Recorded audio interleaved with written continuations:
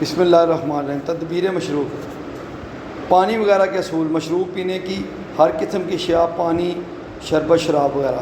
تجربہ کار اطباء کا بیان ہے کہ کنویں کے پانی کو نہر کے پانی کے ساتھ جمع نہ کرنا چاہیے جب تک ان میں سے ایک معدے کے نیچے نہ اتر جائے۔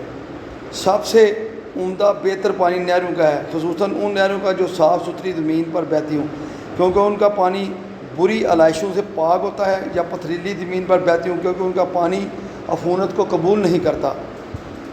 ان میں سے بھی خصوصاً ان نہروں کا پانی جو شمال یا مشرق کی طرف بہتی ہوں، اور ان میں سے جو نہریں نیچے کی طرف گرتی ہوں ان کا پانی اور بھی بہتر ہے، خاص طور پر اگر چشمہ سے دور ہو گئی ہوں۔ اگر ان صفات کے ساتھ پانی ہلکا ہو، پینے والے کو میٹھا معلوم ہو، اور بہت تھوڑا پانی ملانے سے شراب کی تیزی ٹوٹ جائے تو یہ پانی نہایت عمدہ ہے، خاص طور پر جب کہ وہ بہت زیادہ ہو اور تیز بہتا ہو۔ دریا نیل کے پانی میں یہ خوبیاں بیشتر موجود ہیں۔ چشمے کا پانی کسی قدر غلیظ ہوتا ہے، کاریز کا پانی چشمے کے پانی سے خراب ہوتا ہے، کنویں کا پانی اس سے زیادہ خراب، اور نمناک زمین کے گڑھے کا پانی سب سے برا ہوتا ہے۔ کاریز ان مصنوعی نہروں کو کہتے ہیں جو زمین کے اندر ہی اندر کھود کر لایا جاتا ہے، اور یہ اوپر سے بند ہوتی ہیں۔ یہ کوئٹہ اور پشاور کے نواح میں ہیں۔ نمناک زمین کے گڑھے کو کہتے ہیں۔ پانی اس وقت پینا چاہیے جب کہ غذا کا ہضم شروع ہو چکا ہو۔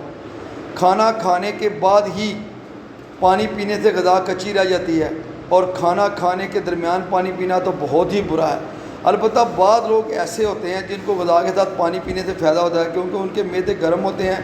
نیز بعض لوگ ایسے بھی ہیں جن کو کھانے کی خواہش کم ہوتی ہے، مگر جب پانی پی لیتے ہیں تو ان کی بھوک بھڑک اٹھتی ہے، اور اس کی وجہ یہ ہے کہ پانی سے ان کے معدے کی گرمی کی اصلاح ہو جاتی ہے۔ نہار منہ اور حرکت، خصوصاً حرکت جمع، کبھی مسہل، دستاور، دوا، حمام اور تر میووں پر، الخصوص تربوز اور خربوزے پر پانی یا شراب پینا بہت برا ہے۔ اگر پیاس کی شدت کی وجہ سے پانی پیے بغیر چارہ نہ ہو تو کسی ایسے کودے سے تھوڑا تھوڑا پانی چوسیں جس کا دہانہ تنگ ہو۔ بسا اوقات لیسدار یا نمکین پانی سے پیاس پیدا ہو جاتی ہے، اور اس حالت میں جس قدر پانی پیا جاتا ہے اسی قدر اور بھی پیاس بڑھتی جاتی ہے۔ البتہ اگر صبر کے ساتھ پیاس کو روکا جائے تو طبیعت اس پانی کو پکاتی اور پگھلاتی ہے، جس سے پیاس کو خود بخود تسکین ہو جاتی ہے، اور اس لیے اس قسم کی پیاس گرم چیزوں مثلا شہد وغیرہ کے استعمال سے جاتی رہتی ہے۔ پیاس کی دو قسمیں ہیں، ایک سچی، دوسری جھوٹی۔ سچی پیاس میں غذا کو رقیق بنانے اور اس کا بترکہ بننے کے لیے پانی کی ضرورت محسوس ہوتی ہے، اور جھوٹی پیاس میں لیسدار شور بلغم کی وجہ سے پانی کی ضرورت محسوس ہوتی ہے۔ اس کی علامت یہ ہے کہ پانی پینے سے پیاس نہیں لگتی، پیاس نہیں بجھتی۔ البتہ جب جھوٹی پیاس کو روک لیا جائے تو طبیعت خود پیاس پیدا کرنے والے مادے کو پکاتی اور گلاتی ہے، جس سے پیاس کو خود تسکین ہو جاتی ہے۔ آ گیا تھا حرکت و سکون بدنی کی تدبیر۔ ریاضت، غذا کے بغیر بدن کا قائم رہنا محال ہے، اور ایسی کوئی غذا نہیں جو کل کی کل جزو بدن بن جائے، بلکہ ضروری ہے کہ ہر ہضم کے بعد اس کا کچھ اثر اور فضلہ باقی رہ جائے، جس کو اگر بدن میں چھوڑ دیا جائے تو وہ اس قدر جمع ہو جاتی ہے کہ وہ بدن کو نقصان پہنچاتی ہے، اور یہ نقصان یا تو وہ کیفیت سے پیدا کرتی ہے، اس طرح کہ بدن کو از خود عفونت پیدا کر کے گرم کر دیتی ہے، یا اسے بذات خود یا حرارت غریزی کو بجھا کر ٹھنڈا کر دیتی ہے، یا اپنی مقدار سے نقصان پہنچاتی ہے، اس طرح پر کہ رگوں میں سدے پیدا کر کے بدن کو بوجھل بنا دیتی ہے، اور امراض احتباس کا باعث بنتی ہے۔ امراض احتباس مواد رک جانے کے امراض ہیں، وہ امراض جو مواد کے جسم میں رک جانے سے پیدا ہوتے ہیں، مثلا ورم، استسقاء وغیرہ۔ اب اگر اس مقدار زائد کو دواؤں کے ذریعے خارج کیا جائے تو بدن کو دواؤں سے نقصان پہنچتا ہے، کیونکہ اس قسم کی اکثر دوائیں زہریلی ہوتی ہیں اور فضلات کے ساتھ رطوبات صالحہ اور اخلاط نافعہ کو بھی نکال دیتی ہیں، اس لیے یہ فضلات ہر صورت میں نقصان دہ ہوتے ہیں۔ خواہ انہیں بدن میں چھوڑ دیا جائے یا دعاؤں سے خارج کر دیا جائے۔ حرکت اور ریاضت ان فضلات کی پیدائش کے لیے سب سے قوی مانع ہے، کیونکہ وہ اعضاء کو گرم کرتی اور فضلات کو باہر نکال دیتی ہیں، اس لیے یہ فضلات ایک عرصہ گزر جانے پر بھی جمع نہیں ہوتے۔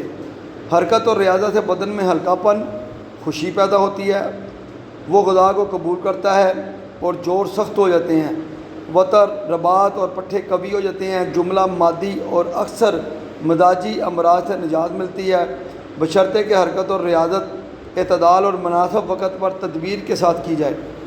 ریاضت اس وقت کرنی چاہیے جب غذا معدہ سے اتر جائے اور ہضم پورا ہو چکا ہو۔ معتدل ریاضت وہ ہے جس میں ظاہر جلد سرخ ہو جائے اور پھول جائے، نیز پسینہ آنا شروع ہو، اور جب ریاضت کے ساتھ بہت زیادہ پسینہ آئے تو سمجھنا چاہیے کہ یہ ریاضت جو ہے بہت زیادہ ہو گئی ہے۔ جس عضو کی ریاضت زیادہ ہوگی وہ قوی ہو جائے گا، اور خصوصاً اس قسم کی ریاضت پر زیادہ قوی ہوگا جس کی عادت ڈال لی جائے، بلکہ ہر عادت کی یہی حالت ہے۔ چنانچہ جو شخص کثرت سے حفظ کرتا ہے اس کی قوت حافظہ بڑھ جاتی ہے، اور جو شخص زیادہ سوچتا، سمجھتا اور خیال کرتا ہے اس کے قوائے فکر اور خیال بڑھ جاتے ہیں۔ ہر ایک شخص عضو کے لیے ایک مخصوص ریاضت ہے، چنانچہ سینے کے لیے پڑھنا ریاضت ہے۔ شروع میں آہستہ آہستہ پڑھنا چاہیے، پھر رفتہ رفتہ آواز کو بلند کرنا چاہیے۔ قوت سامعہ، سننے کی قوت کی ریاضت لذت بخش گانوں کا سننا ہے۔ قوت باصرہ کی ریاضت کبھی کبھی باریک خط کا پڑھنا اور حسین و جمیل چیزوں کا دیکھنا۔ گھوڑے کی اعتدال کے ساتھ سواری کرنا تمام بدن کی ریاضت ہے، اور یہ بدن میں بنسبت گرمی پیدا کرتی ہے، گرمی پیدا کرنے کے ان کے فضلات کو تحلیل کرتی ہے، اور مرض سے اٹھے ہوئے ناتواؤں کے بقیہ امراض کو دور کرتی ہے۔ جھولے پر آہستہ آہستہ جھولنے سے بھی یہی فائدہ ہوتا ہے۔ گھوڑے کو سر پر دوڑانے سے بدن کی رطوبتیں بھی زیادہ تحلیل ہوتی ہیں اور گرمی بھی زیادہ پیدا ہوتی ہے۔ کرکٹ کھیلنے سے بدن کے علاوہ نفس کی بھی ریاضت ہوتی ہے، کیونکہ اس میں جیتنے سے خوشی اور ہارنے سے غصہ پیدا ہوتا ہے۔ اسی طرح گھوڑ دوڑ سے بھی بدن اور نفسانی ریاضت ہوتی ہے۔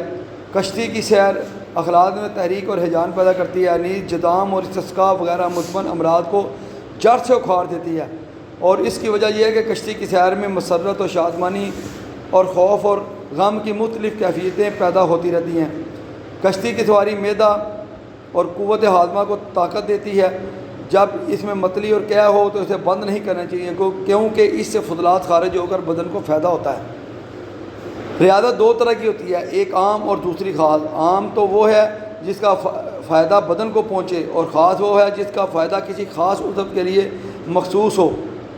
علامہ کرشی نے اس عبارت میں ان دونوں اقسام کے مختلف اقسام کو بیان کیا۔ مزمن امراض مثلاً جدام، استسقاء، سکتہ وغیرہ کہ کشتی کی سیر سے جڑ سے چلے جانے کی وجہ یہ ہے کہ کشتی کی سیر میں مسرت اور شادمانی اور خوف و غم کی مختلف کیفیتیں پیدا ہوتی ہیں، جس سے وہ مواد جو غلظت اور اعضاء میں چپکے جانے کی وجہ سے بدن سے خارج نہیں ہوتے، خارج ہونے کے لیے تیار اور مستعد ہو جاتے ہیں، کیونکہ بدنی مواد شادی و غم کی مختلف کیفیت کی وجہ سے کبھی اندر اور کبھی باہر حرکت کرتے ہیں، جس سے ان میں خارج ہونے کی صلاحیت پیدا ہوتی ہے۔ دلک مالش کو کہتے ہیں۔ مالش کے احکام۔ مالش بھی ایک طرح کی ریاضت ہے۔ اقسام اس کی چند قسمیں ہیں۔ نمبر ایک تو کھردری مالش، جسے دلک خشن یعنی وہ مالش جو کھردرے ہاتھوں سے کی جائے، اس سے بدن کا رنگ سرخ ہو جاتا ہے اور وہ تیار ہو جاتا ہے، بشرطے کہ اس کثرت سے مالش نہ کی گئی اور جس سے رطوبہ زیادہ تحلیل ہو جائے۔ نمبر دو سخت مالش، دلک صلب، یہ کمزور اعضاء کو سخت اور قوی کرتی ہے۔ اور ایک ملائم مالش دلک لین ہے، اس سے اعضاء نرم اور ڈھیلے ہو جاتے ہیں۔ اور ایک کثیر مالش دلک کثیر ہے، اس سے بدن دبلا ہو جاتا ہے۔ اور ایک معتدل مالش دلک معتدل ہے، اس سے بدن تیار ہو جاتا ہے۔ ریاضت سے پہلے مالش کرنی چاہیے تاکہ بدن میں ریاضت کی صلاحیت پیدا ہو۔ اسے مالش استعداد یعنی دلک استعداد کہتے ہیں، اور ریاضت کے بعد بھی مالش کرنی چاہیے تاکہ قوت اور طاقت کو لٹائے اور عضلات میں جلد کے قریب جو رطوبتیں ریاستیں تحلیل نہیں ہوئیں ان کو تحلیل کرے، اور چاہیے کہ اس مالش میں زیادہ ہاتھ لگائے جائیں تاکہ مختلف مواقع بدن پر پڑ سکیں۔ ریاضت دو مالشوں کے درمیان ہونی چاہیے۔ پہلی مالش تو اس لیے کہ بدن میں ریاضت کی صلاحیت پیدا ہو جائے، اس لیے اس کو دل کے استعداد ورزش کی قابلیت پیدا کرنے والی مالش کہتے ہیں۔ یہ مالش پہلے آہستہ آہستہ شروع کی جائے، پھر تھوڑی تھوڑی بڑھائی جائے۔ اگر اس مالش میں تیل کے استعمال کا ارادہ ہو تو آخر میں استعمال کرنا چاہیے۔ دوسری مالش قوت اور طاقت کو لوٹانے اور ریاضت کے بقیہ مواد کو تحلیل کرنے کے لیے ہوتی ہے۔ اس مالش کا نام دل کے استرداد قوت کو لوٹانے والی مالش ہے، اور اسے دل کے مسکن تسکین والی مالش بھی کہتے ہیں۔ یہ مالش حرارت غریزی کو برانگیختہ کر کے قوت لوٹاتی اور بقیہ مواد کو تحلیل کرتی ہے۔ اس مالش کا طریقہ یہ ہے کہ ابتدا میں قوت کے ساتھ شروع کی جائے اور پھر آہستہ آہستہ نرم کر دی جائے۔ اگر مالش میں تیل کے استعمال کا ارادہ ہو تو شروع میں استعمال کیا جائے۔ خواب اور بیداری کی تدابیر۔ بہترین نیند وہ ہے جو خوب گہری اور مسلسل ہو، مقدار میں معتدل ہو اور ایسے وقت میں آئے جب کہ غذا ہضم ہو کر نیچے اتر رہی ہو اور غذا کے ہضم میں پیدا ہونے والے نفخ اور کراکٹ ٹھہر گئے ہوں۔ جو شخص یہ چاہے کہ غذا کے ہضم ہونے میں نیند مددگار ہو تو اسے چاہیے کہ تھوڑی دیر پہلے دائیں کروٹ لیٹے تاکہ غذا معدہ کی گہرائی میں چلی جائے، کیونکہ کار معدہ جگر سے بآسانی غذا جذب کرنے کے لیے دائیں طرف مائل ہے اور اس میں ہضم کبھی ہوتا ہے۔ پھر دیر تک بائیں کروٹ پر لیٹا رہے تاکہ جگر معدے پر حاوی ہو جائے اور اسے گرم کر دے۔ پھر جب غذا ہضم ہو جائے تو دائیں کروٹ لے تاکہ غذا آنتوں میں چلی جائے۔ اگر نیند کی حالت میں بیداری سے زیادہ پسینہ ہے تو اس کی وجہ یہ ہے کہ طبیعت مادہ پر غالب آ چکی ہے۔ اگر بیداری میں نیند سے زیادہ پسینہ ہے تو اس کی وجہ یہ ہے کہ رطوبت زیر جلد بہہ رہی ہے۔ جس شخص کو بلا کسی ظاہری سبب کے نیند کی حالت میں کثرت سے پسینہ آئے تو اسے سمجھنا چاہیے کہ اس کا بدن غذا یا خلط سے بھرا ہوا ہے۔